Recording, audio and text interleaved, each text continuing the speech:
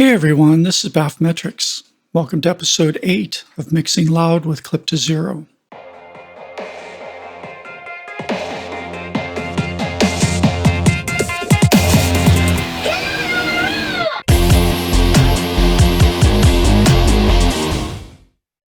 In this video, I'm going to show you how easy it is to adjust your entire clipper cascade with one single knob. This is going to let you test what your mix sounds like at any loudness target. Do you want to hear what the mix is going to sound like if you give it more dynamics and less loudness? Twist a knob. Do you want to hear what the mix is going to sound like if you clip it even harder, giving it more loudness and less dynamics? Twist a single knob. The CTZ approach is going to make this trick super easy and 100% consistent and predictable. Now, for those of you that are dropping in on this episode for the first time, just be aware this is part of an entire playlist explaining how to do this mixing approach that I call the CTZ strategy, the clip to zero strategy. And this is a dedicated playlist on my channel. You can catch up with the earlier episodes. I'm going to presume you've seen these earlier episodes, so I may be throwing around terms you're not familiar with if this is the first video you've dropped in on in this series. All right. So if you remember back in episode 3 and 4, I recommended some specific plugins that would make this approach easy. And I know not everyone has the budget to buy lots of plugins. One of the plugins I recommended in episode 4 was by Blue Cat Audio, and it was this one called Gain Suite right here. Now, fortunately, this is a totally free plugin, so there's no reason not to have it, and hopefully you've already downloaded it by now, but this is where you find it if you need it. And the trick revolves around using that plugin in the way that I'm about to show you. What I have here is a dummy project, just a quick and dirty demo. I have 2 groups or 2 buses. And the first group has 3 tracks inside it. The second group has 1 track inside it. And as you know from all my previous videos up to now, I recommend using a pair of plugins on the individual source tracks where your audio starts. Every one of your different sounds originates. You use dp meter 5 to first normalize the peaks of that signal up to the 0 dBFS ceiling. And then if you still need to make the sound louder after that point, you use K-clip to drive the signal peaks up past 0, which shaves them off flat at 0 because the threshold of the clipper is set at 0 dBFS. And that's only if you need to make it louder. The point is you always have this CTZ pair on your source tracks, and on your buses, you have only a clipper, and it's just a passive clipper. You never actually touch these dials. You never change the settings. It's just meant to passively clip everything at 0. All right. So the trick, the VCA trick, revolves around using this Blue Cat plugin only on your source tracks.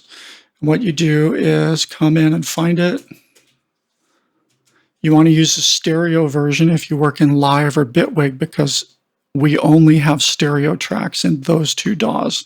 Now, other DAWs have mono tracks, and if you're using mono tracks, that's great, but remember, you'll need to use the mono version of the Blue Cat gain on a mono track.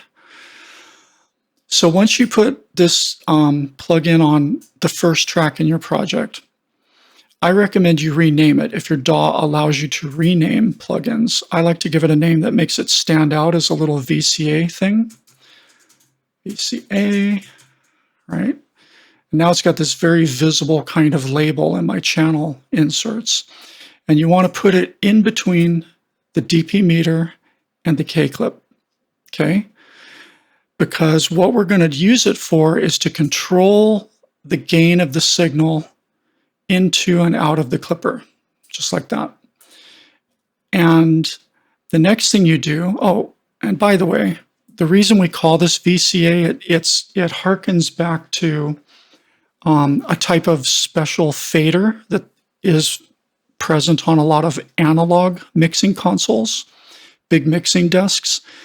A lot of times during recording or mixing, you'll have an assistant helping the main engineer or a couple assistants to do some automation on the faders. And you may take a whole little track, a whole little group of faders that aren't necessarily part of a bus or a group the way we think of it normally. It could just be random faders all over the mixing desk. And you assign any random set of faders to a single red colored VCA fader. Usually it's a red colored fader. And then you can just, with one finger, push that single VCA fader up and down, and those other, whatever mix of faders you've assigned to it, move up and down in tandem with that VCA fader. So it's like the idea is you use one knob or one fader to control a whole bunch of other faders. And there are certain DAWs that have that built in, like Studio One has VCA faders in it. But the problem is we don't want to adjust faders up and down with one knob. We want to adjust the gain staging inside of our insert channels up and down. And we want to adjust that gain equally right in front of all the clippers on our source tracks. So that's what we're going to do here. We've made this first VCA fader. In addition to renaming it so you can recognize it and know what it is, you also need to set it up before we duplicate this across our tracks. So the first thing you do is click Not Connected and assign this to Group A. It doesn't really matter which group, but let's just use Group A. Next thing you want to do is make sure that nothing is activated in this link options section. Make sure these are both cleared out. Don't let one of them be blue. Okay? So now what we're saying is this particular fader belongs to Group A. And, well, this trim control belongs to Group A. And now we're going to duplicate this. Most DAWs allow you to have some sort of shortcut to duplicate. So in Bitwig, it's hold down the Control key while you drag and drop things. So I'm just going to take this and drag and drop it here, drag and drop it here, drag and drop it here. And now we have a set of trim controls. Here's the one on track 1. Here's the one on track 2. Here's the one on track 3. These are all in the first group, and then here's track 4 over in a second group. And if I take any one of these and twist it, because they're grouped together and they're all talking to each other through your DAW, right? They all move in exact tandem with each other. And that's exactly what we want. This is a VCA trick. This is a ganged set of trim controls. Okay. So now that we have these working, we have the ability now to say, okay, whatever I've set my clippers out on all these 4 different tracks, I could take the signal going into each clipper and just pull it down by exactly 1 dB. And that's going to literally take all of the signals on all the tracks and pull those peaks down out of the clipper. Or if they weren't even in the clipper in the first place, because the peaks were right at 0 but not going over 0, it's just going to pull the peaks even farther down away from 0. So we're reducing the RMS of our entire project. We're literally taking this entire little set of 4 tracks, whatever RMS they were at before, I've just dropped it by 1 dB. Now I'm dropping it by 2 dB or 4 dB or whatever, right? And with Blue Cat, if you right-click, it resets it to 0. And if you hold down Shift while you're dragging, instead of moving in even increments of 1 dB, it now moves in increments of 1/10 of a dB. So you hold down Shift when you want to do fine adjustment. Right-click to reset to 0, or just drag it without any Shift modifiers to move exactly 1 dB at a time. Okay?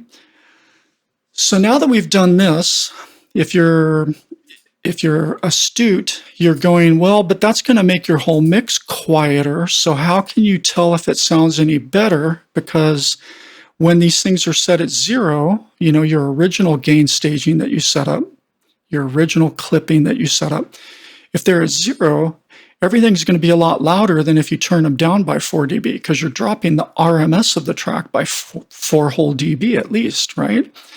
Well, that's true. So we have to put one more VCA fader over here on our master track.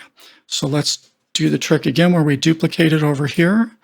Now, we don't want this fader going down when any of the other faders are going up, or vice versa. So Here's one of the faders from my track group over here. And if this goes down, we don't want the one on the master also going down. We want it to go in the opposite direction so that as we make the whole project quieter, the master gets louder to compensate. Okay. So we do that by simply on the one that you put on the master, click the reverse knob, or button rather. And now if I take it down over here on the tracks, it goes up by the same amount over on the master. And that's roughly trying to keep them at an equal loudness. If I push it up on the tracks, it goes down on the master and so on. Now this isn't perfect because the way clipping works and in a real project, if I take the entire set of source tracks and drag them down by 3 or 4 dB, the way that the clipping sums and adds up, the way the math works, it won't exactly be a 3 decibel difference over on the master where everything finally rolls up and sums together and ends up on the master. So there is one other plugin we're going to have to add to make it actually be the same equal loudness, but I'll show you that in the real project in a second. I'm showing you kind of the first half of the trick here. This is the basic first part of the trick, but then there's a little nuance we have to do on the master when we get to doing this for real. So hold that thought. Now, the other thing that's important to talk about, especially since we're going to be demoing this in my projects, I use a listen bus, and not every DAW supports a listen bus. And some of you may not even know what a listen bus is, and this is the first time you're getting exposed to the concept. So let me explain it to you real quick so you're going to understand what you see when I start demoing this for you on a real song. Some DAWs, like Studio One, for example, they give you a listen bus right out of the box, right next to your master. And what a listen bus is it's a carbon copy of the master track. Master in every DAW is where, when you export your final waves or AIFFs or whatever, or FLACs, when you export files, when you print all the sounds in your DAW, they're printed at the master. Okay, they're always printed on the master track. That's the signal that gets printed to your wave or your FLAC or whatever. And you typically don't want to be cluttering up your master with things that change the sound. Like those of us, I used to use SonarWorks audio correction. And if you put SonarWorks, like I still have it even though I don't use it anymore.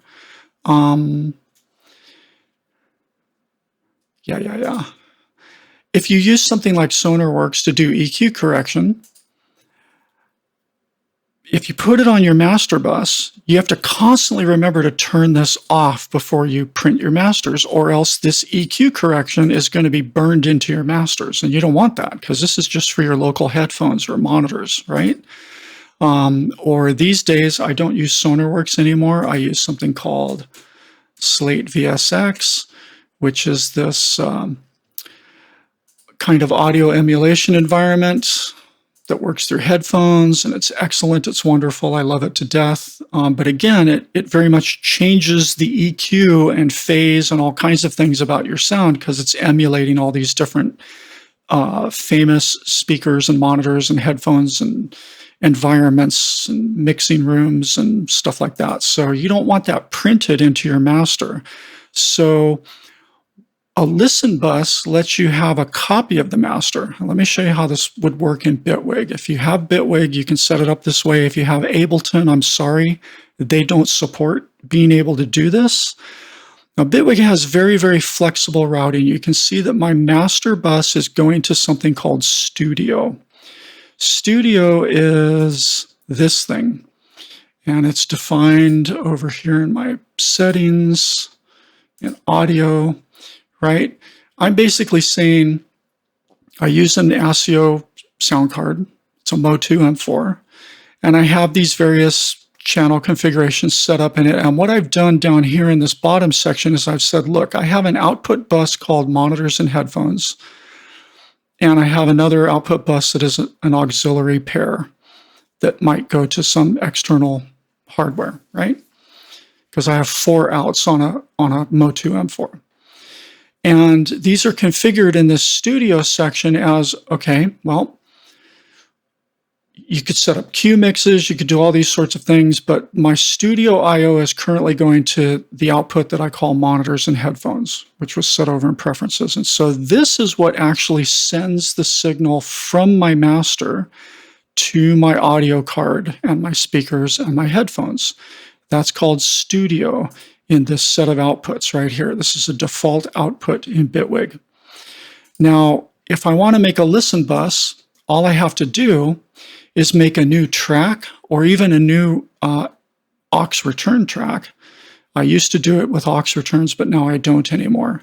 I'll show it using an effect track. So let's say I've added an effect. Where are you? I've got them turned off. Let's say I add an effect track. I added one I didn't need to add, so let's delete that. Let's say I've added an effect track and I want to make this be my listen bus. And I used to do it on this because it's stuck next, all these aux returns hang over by the master, separate from the rest of the track. So it was just easy to keep my listen bus stuck right next to the master.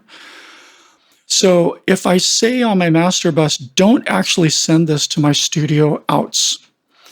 Don't send it anywhere except over to some other track. Now, I don't have this aux return called S1 effect, and let me rename it so it's a little more clear.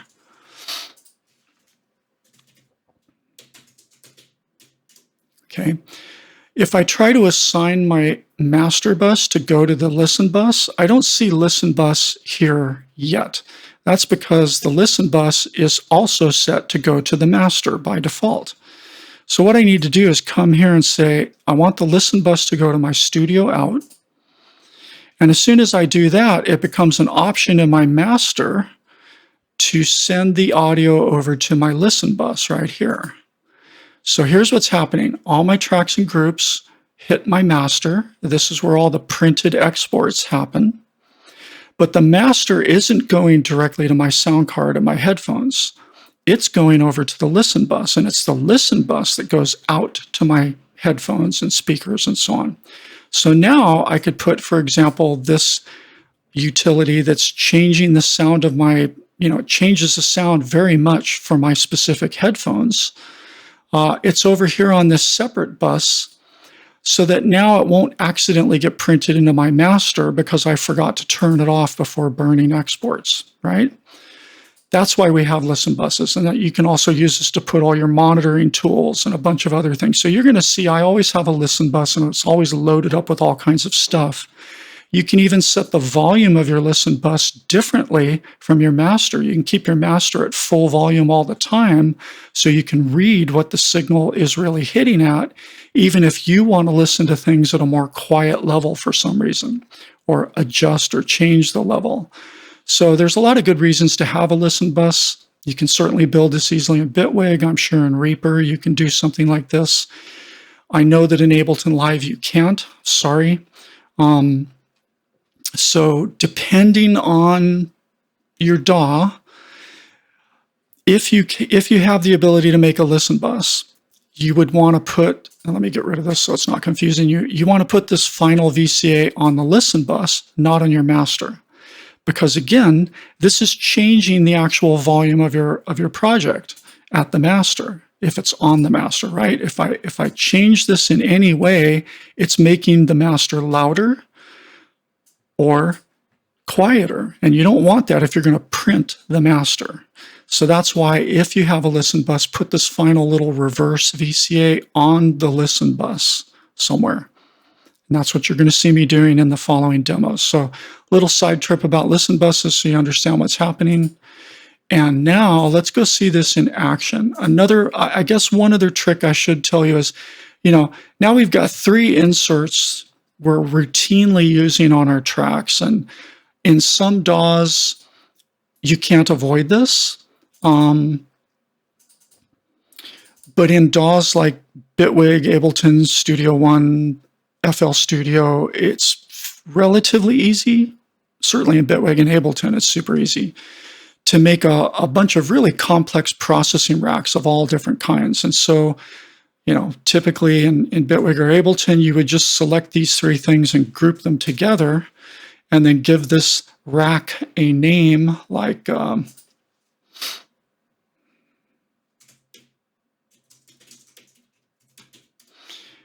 then now it's got a name, and you could condense it up and just see it in your insert channel as this is my CTZ for tracks, right?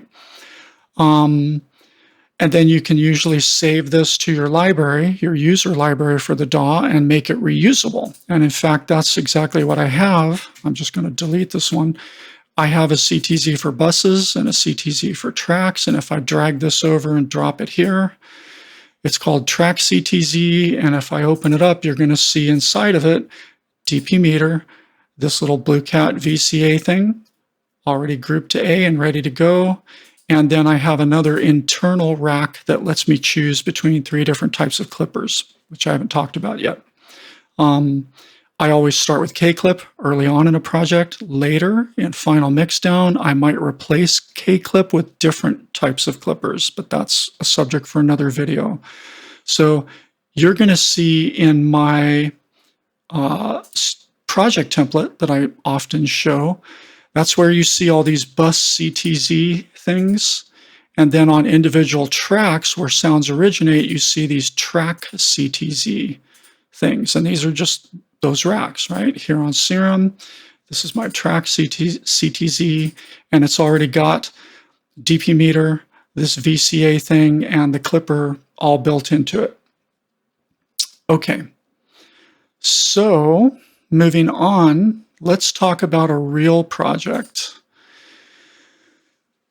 So this is a song I did a month or 2 ago in a couple videos that were a bit of a rebuttal to Dan Worrell's video about DJs are idiots. I felt like something needed to be said about that, so I said something about that. And I used this song as a demo. Now, a little bit of context. This is a very chill, mellow song.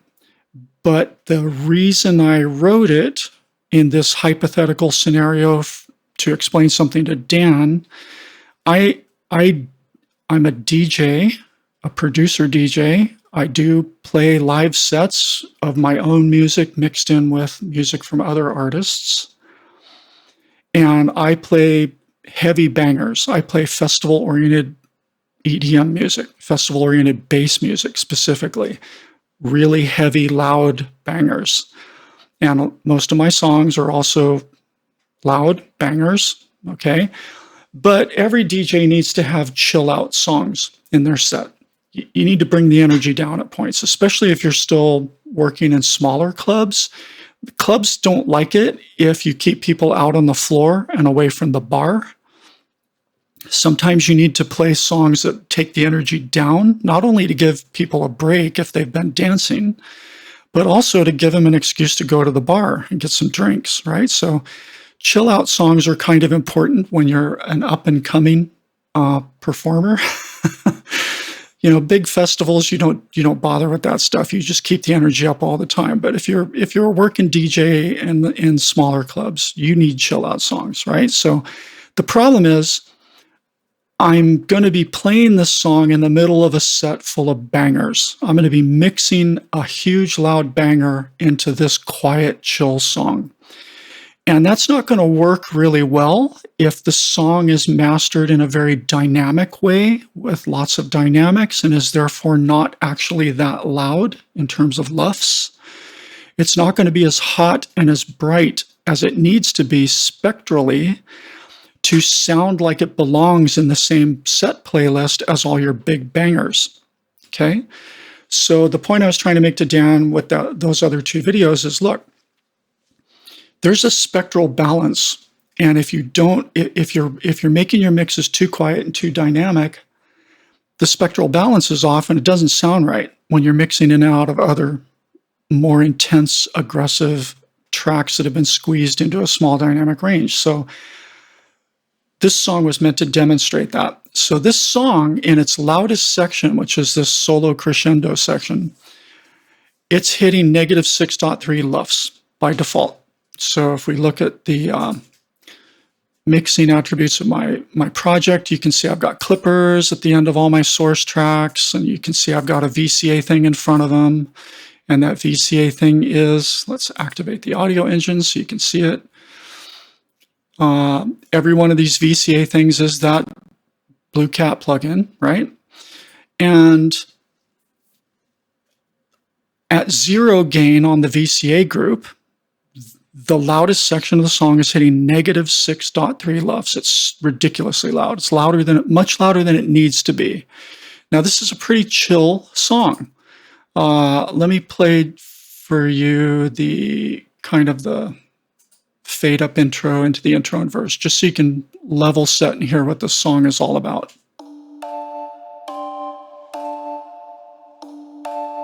This is my mix-in part.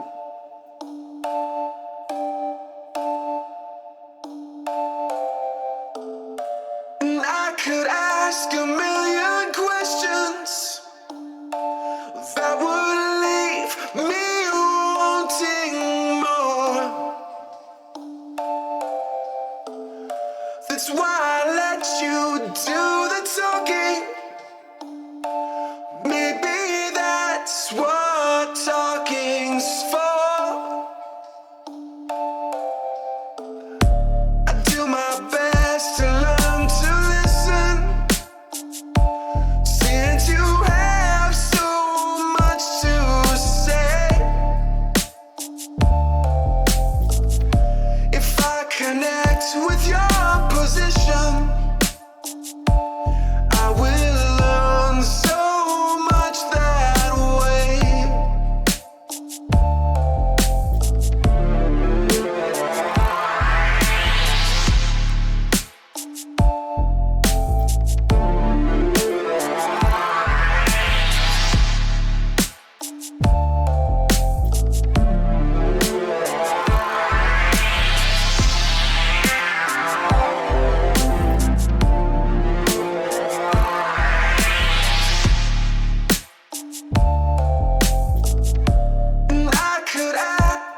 Okay, so you get the idea.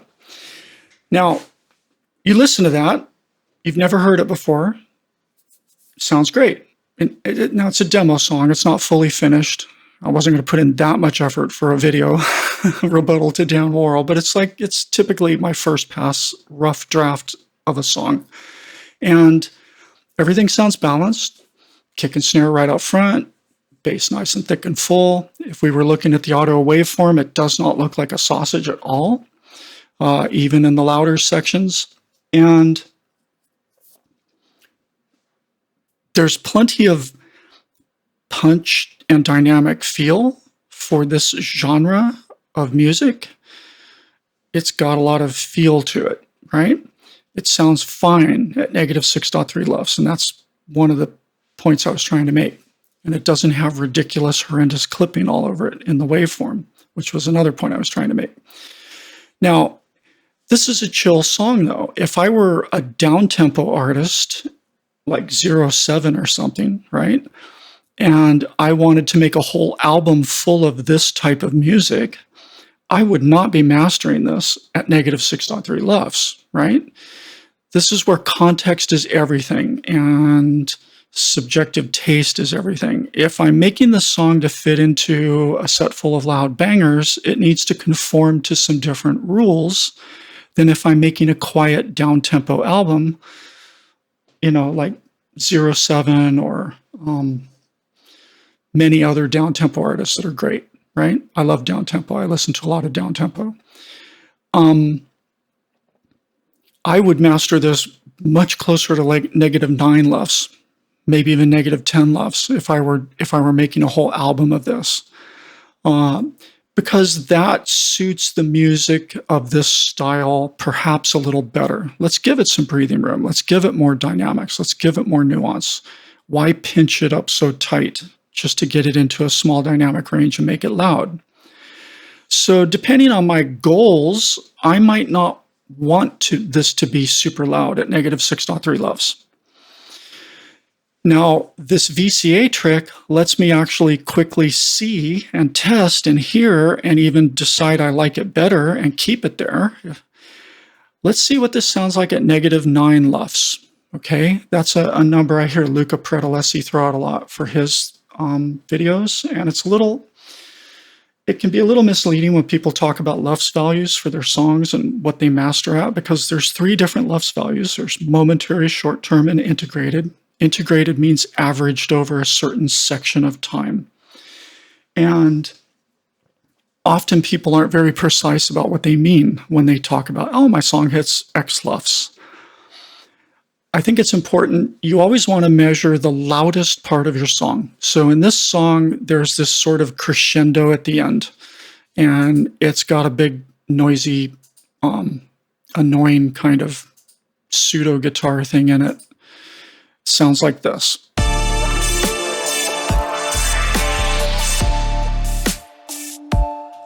Now that section's hitting -6.3 when I measure the LUFS across the entire length of this block, this 8-bar block. 16-bar block, sorry. it's -6.3. So if I want to bring this down to -9 in this loudest section, of course everything else that's quieter will be even quieter than -9. What I need to do is measure this and figure out how far to move these VCA knobs to make that loud section hit -9. Okay, so let's do that real quick. And there's another little trick I use. If you've noticed, I always have this kind of weird track at the top of my project that just has empty blocks with the names of sections in it. I find that's easier than putting track markers up here in the timeline. And if you look carefully over here, there's no input to this track. There's no output to this track. The fader's all the way down at 0. It's just for these empty clips that I can put section names in. And over on the mixer side, you'll also see it has another one of these same VCA knobs as everywhere else.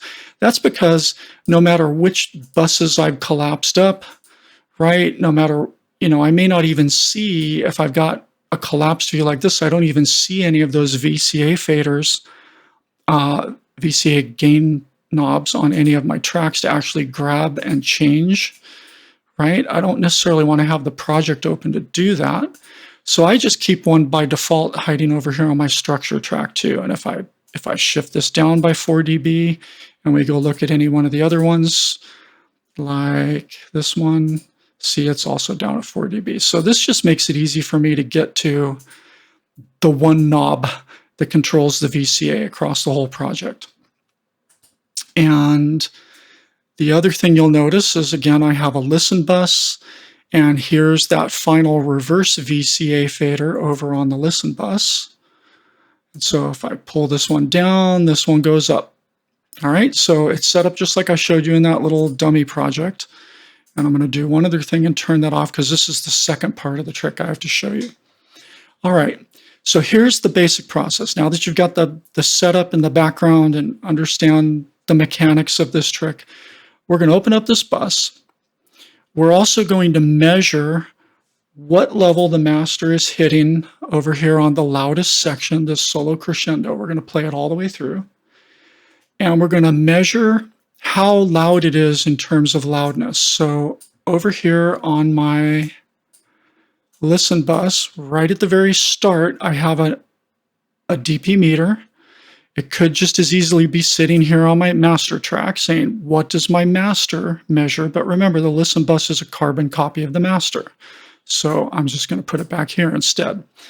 So this is hearing the loudness at my master before anything else that's happening on my listen bus. So it's happening before this one might be turning up or down based on, where I'm setting this VCA stuff.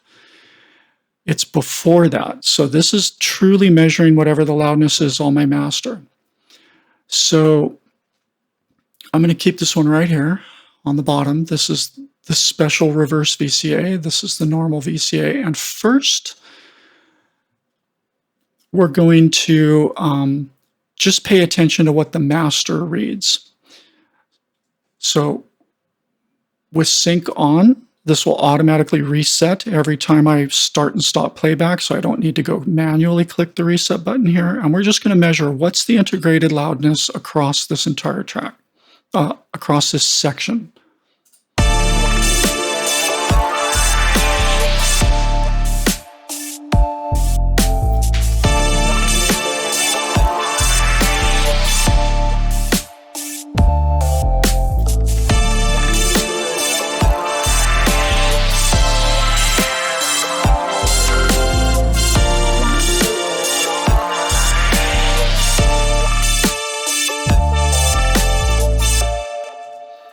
Okay, -6.2, 6.3, whatever, ballpark.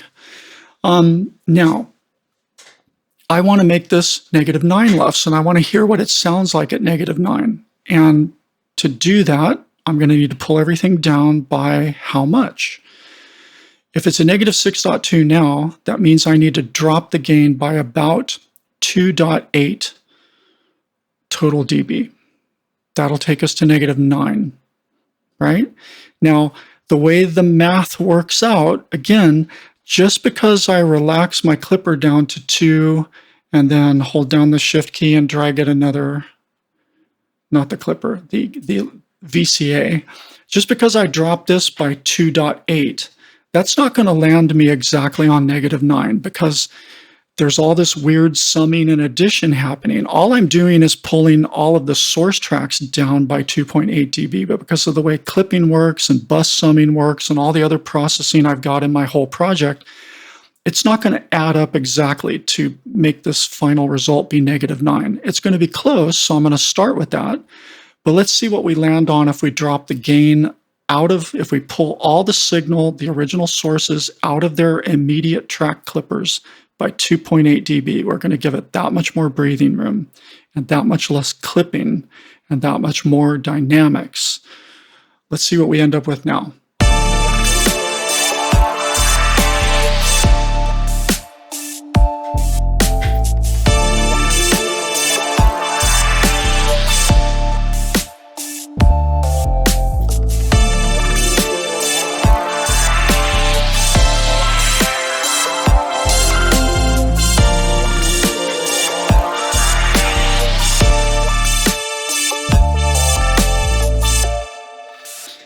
Okay, so we're still a whole dB short.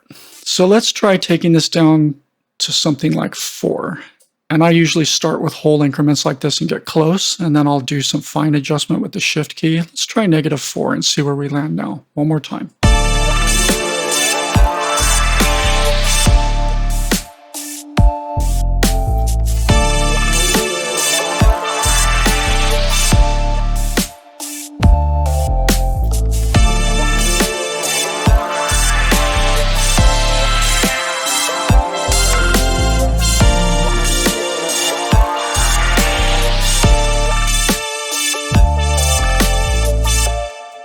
And boom, there we are at -9 LUFS. So now, the big question is, does this sound better than before? Does this sound different? If I decided, you know, I don't want to use this in my EDM stuff. I've decided I want to make a whole solo album of down-tempo stuff. So let's see, this was a good song. How does it sound if I give it a little more dynamics, make it a little less loud, make it a little more like other down-tempo tracks tend to be, right? In that same general loudness range they tend to live. Does it sound better? Is this a good candidate for that album? I don't know. Let's find out. But I need some way to compare how it sounds at this loudness and this dynamics versus the original way that I wrote it and mixed it, okay? So to do that, we need to be able to go back and forth quickly. More importantly, we need to be able to hear the two different mixes at the same exact perceived loudness. And because of the math, it gets a little tricky. And if you were really paying attention, you'll notice this new, quieter mix in terms of dynamics and measured loudness actually sounds louder to our ears than the original at -6.3. And let me prove that to you real quick. Now that we know -4 on the gain knob on the VCA set, will get us to -9, we're just going to right click and go back to the original. And I can simply play you a short snippet here and then take it back to -4 and play you a short snippet and then set it back to 0 and back and forth really quickly. And just notice that the quieter version at -9 lufs to your ears is actually going to sound louder. Okay, so this is a thing we have to fix, and that's the second part of this trick I'll be demoing in a minute. But first, let me show you that this happens. Here's the original.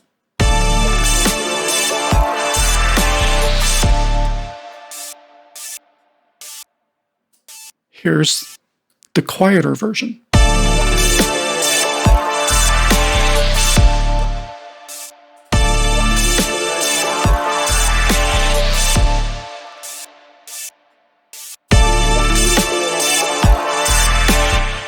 Hear how it sounds just a little bit louder? And that's going to fake you out because we always think louder is better. We always think brighter is better. But is it really better? Okay? We can't tell unless we normalize the perceived loudness between the two things we're A/B comparing. This is a really important principle in production. Most of you have already encountered this and probably have gain matching plugins you use to do this when you're trying to make decisions. But we definitely need to apply it to this kind of situation. So here's how we do that. Here's exactly how we do that. First, set everything back to no adjustment on your VCA group. And then after this special reverse VCA knob here on your master or listen bus, after it, right after it, put another instance of DP meter. So this is the special DP meter that's going to let us do the second part of the trick. Now, if you remember, when we play this at -0 with no adjustment on the VCA, the song is measuring -6.1 lufs integrated. But let's do it one more time just to show you mechanically how to easily do this without thinking about it. This second DP meter is measuring the signal after this VCA adjustment. Now, right now, there is no adjustment, so I would expect this meter and this meter down here to read exactly the same, and they will. Watch. Also, let me not confuse you by zeroing both of these out just for now. Okay, so, and just for grins, I'll zero this one out too, just so you're not worried what that one means. Okay, here we go.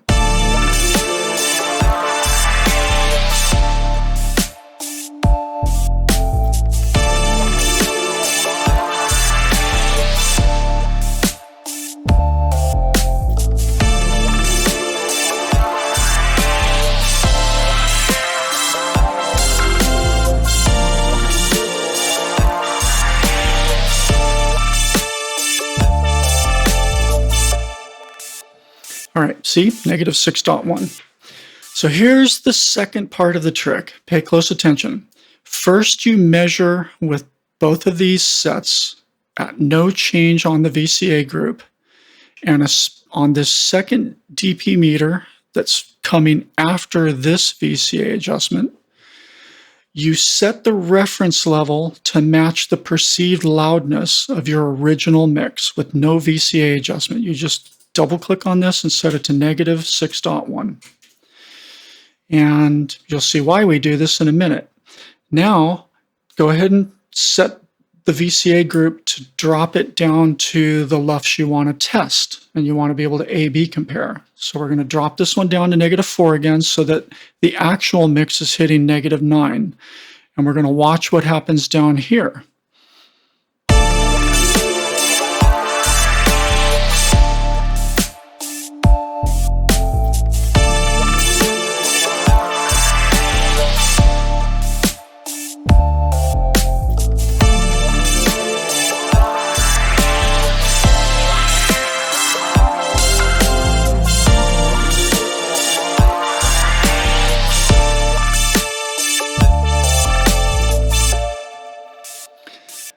See how this says -5? Suddenly, this adjusted result, this compensated result for dropping the real lufs at the master down to -9, the compensation, the rough, quick and dirty compensation here is actually making the final result -5 LUFS, not -6.1, -5. So it's a whole 1.1 dB louder than before.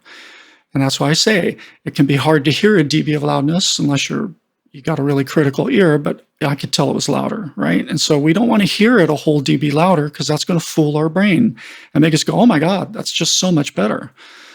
So what we do, now that we've got this reference level that we measured with no change, no VCA adjustment, we have the reference level, and dP meter is great because I can just come over here and click this little match loudness button. And what it's going to do is put a -1.1 gain on this automatically to match my measured loudness is going now matching the reference level I want. I want it to hit -6.1.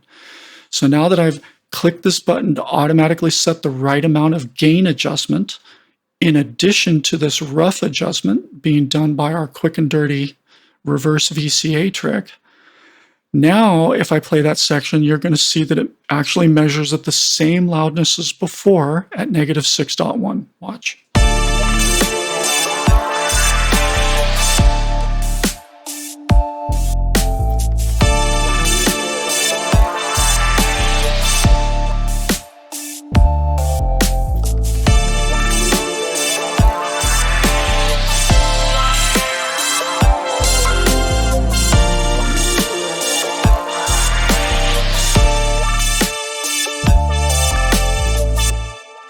Okay, so now between this adjustment and this adjustment, I now have an apples to apples equal loudness comparison in my headphones ready to go.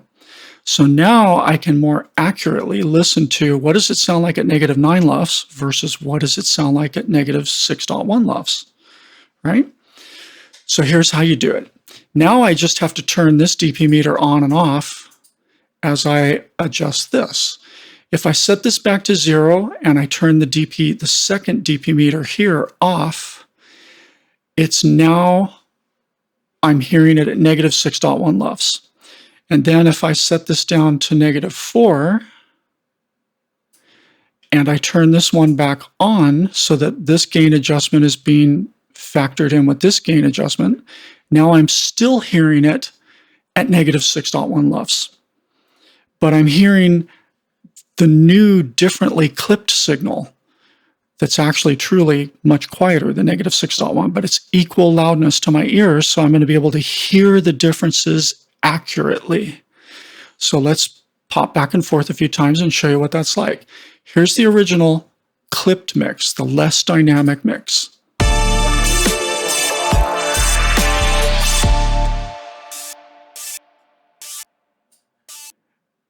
And then if I turn this on, here's the quieter mix.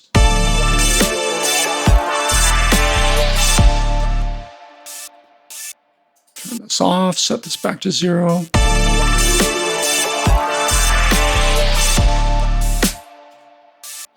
Set this back to -4, turn this on. Now, some of you may be hearing the differences. The difference is the kick is a little more rounder and fatter. It's a little less squash sounding. The snare has just a tiny bit more snap to it. But all that mid-frequency noise, happening there is obscuring things a little bit. So let's do this again, but let's do it in a quieter section of the song where the character of the kick and the snare will be a lot more obvious to your ears because it's not getting masked by all that high frequency, whooshy, sweepy sounds, right? So let's flip back over to our arrangement view. Let's pick a verse, like verse 2, and we're going to redo this process just to help you really understand it and burn in the mechanics in your brain. We're going to redo the process by resetting this to 0. So I can control click to set it to 0. I can control click this to set it to its default, which is irrelevant at this point, right? And these are already 0, so they're fine. So now what we're going to do is reset the VCA to neutral, no change.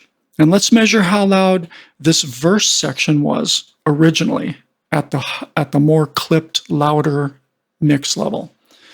And we're leaving DP meter on, this DP meter on, so we can get a measurement to mark in our reference level. I do my best to learn to listen, since you have so much to say.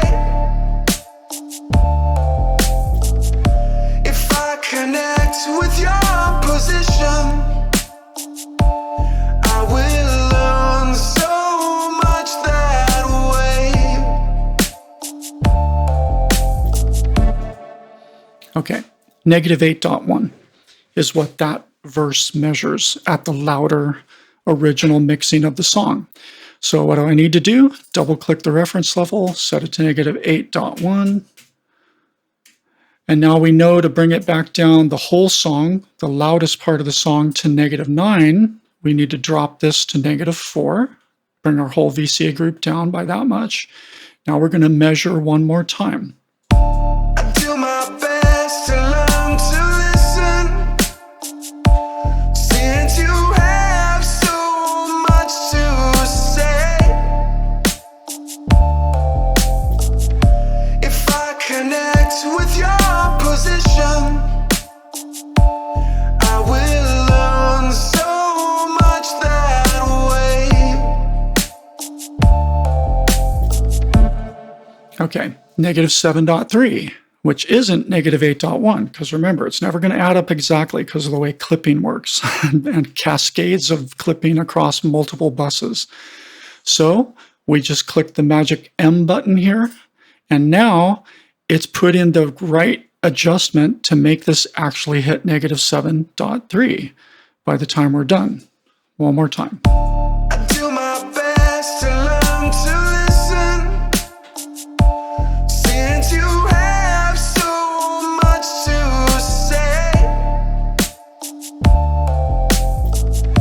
If I connect with your position, I will learn so much that way. Okay, negative 8.1. So now it's exactly the same as my louder, less dynamic version. And all I have to do is toggle this on or off to do the right amount of, full loudness adjustment or compensation when I make the quieter version, the more dynamic negative 9 LUFS version. So now let's hear this quieter section in an A-B back and forth manner. And what I want you to really listen for is the difference in the kick and the sub. You're not going to hear much difference in that Rhodes piano sound in the background. You're not going to hear that much difference in the vocals. You're going to mostly hear it in the kick and the snare, because those are always the loudest things in my mixes, and so they're the ones that are getting hit hardest by any clippers. Check it out. I do my best to learn to listen, since I do my best to learn to listen, since you I do my best to learn to listen, since I do my best to learn to listen, since Hear how the kick has a little more weight, a little more thump. Sounds a little more like a real acoustic kick instead of a thinner, knockier, slightly more splatty kind of kick. Now, again, in the original song, in the original mix at its loudest negative 6.3, you didn't notice that there was anything wrong with the kick, right? It was still a perfectly okay kick for that mix at that loudness. But now that you're hearing it in this more relaxed state, you can hear what some of the people who don't like loudness complain about. It is absolutely true that if you give yourself more dynamics to work with, more dynamic range to work with, and if you're willing to give up loudness, you can bring back a lot more nuanced feel You don't have to choke drums right up to their breaking point. You can have a lot more nuance and dynamics and a little bit more punch and a little bit more pokiness on your arps and transients. And, you know, depending on the genre you're producing in, that may be exactly what you want. Don't mix loud just to be loud. Mix loud because you have a reason to, because the genre demands it or competitiveness demands it. For DJs, the big problem is, you know, if I mix a quiet, dynamic song into a set full of loud, hot, crushed bangers, that quiet, dynamic song is going to sound dark and thin and wimpy, and all the energy's gone from the dance floor when I play that dark song. And no amount of trying to turn up the volume on the mixing, channel is going to work. No amount of trying to add in some mids and highs on the DJ EQ is going to work, because then I'm crushing into the front of house limiter and everything's getting squashed by the limiter now because I'm trying to make everything louder manually. And you can't do that in a DJ environment, not easily, not in most venues where it's kind of a fixed situation and there's not a front of house guy compensating for what you're doing. So, sometimes you need to be loud. You need to make your songs loud, and loudness always involves compromises. I make that point over and over. I am not a proponent of loudness for loudness' sake, and I'll be the first to tell you, working loud will compromise your sound. This is a song that objectively sounds better at less luffs than I originally mixed it. But I had a reason to mix it that loud, because I was making a point, and I'm going to use it in DJ sets as a chill out song. So it has to have that same slightly hot, slightly crushed feel as everything else, or it won't spectrally match and it'll feel like the energy's dropping out of things. But if I were making a chill out album, a down-tempo album of nothing but songs like this, oh, hell no, I wouldn't master this at -6.3 or even -7 or even -8. Even -9 might be too loud. And now here's the cool thing about this method. I'm dying to show you this. Let's take it down even further. Let's go down towards like YouTube levels. Let's get this down to -11 or -12 luffs.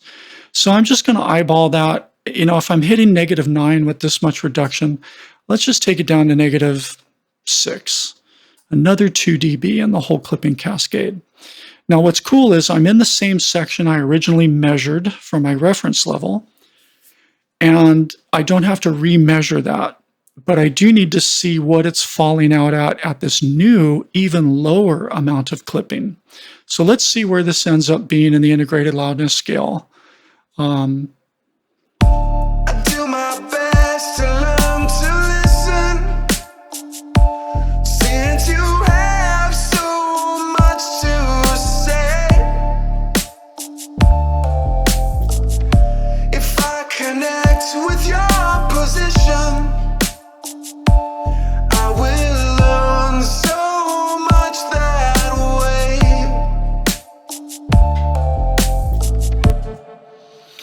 All right, so again, we have to make a slight adjustment because now it's different than the originally measured -8.1. So we just click this magic button one more time. It makes a slight change to the gain adjustment here, and now we're truly hearing it again in an A-B comparison at the same loudness. So now let's jump back and forth between no compensation versus -6 dB of compensation. Let's see how it sounds now. Here's the original. Whoops, I have to remember to turn off this DP meter so it's not changing it by that much. I do my best to learn to listen, since you have so much to say.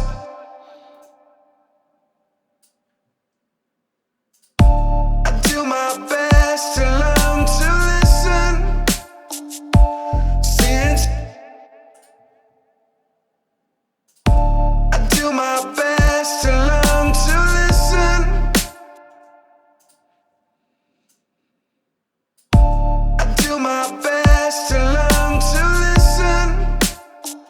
Hear how the kick and the snare have a totally different feel and weight in this much more dynamic version of the song? it's much better. If I were making this a whole album of songs like this, I would totally pick probably this loudness level. And I wonder what it sits at. Let's measure it. We're going to go back to the loud solo crescendo and just measure it real quick at this level right here.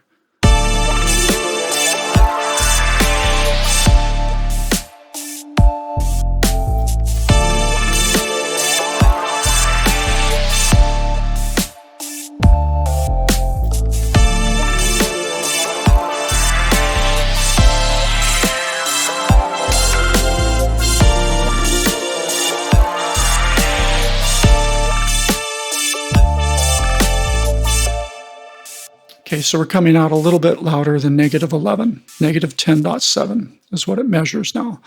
Now,